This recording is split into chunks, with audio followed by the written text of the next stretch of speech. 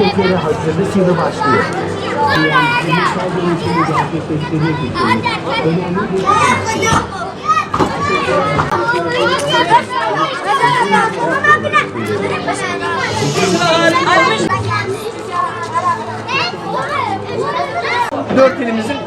dört ilimizde geçmiş tarihimizde yaşanan deprem. Olması gerekiyor. Bunlardan örnek vermek isteyen var mı? Ve içinde ne? Eşya. Eşya, hangi eşyalar var? Evisi mesela paralar. Biliyorsunuz, tamam mı? Şimdi bir kolunuz yanınızdaki masa veya eşyalara yakın, diğeri dışarıda değil mi? Bu dışarıdaki kolunuzla buradan tutuyorsunuz. Bu eşyalara yakın olan kolunuzla başınızı kapatıyorsunuz.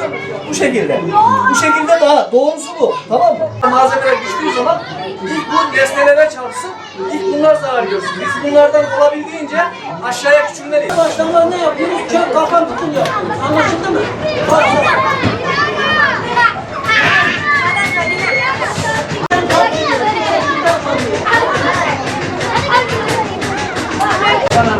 Arkadaşlar, sonra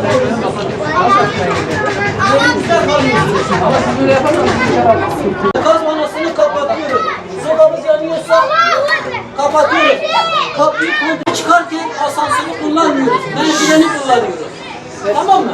Bu şekilde binanın açığına, uzağına geçiyoruz. Açık bir alanda bekliyoruz.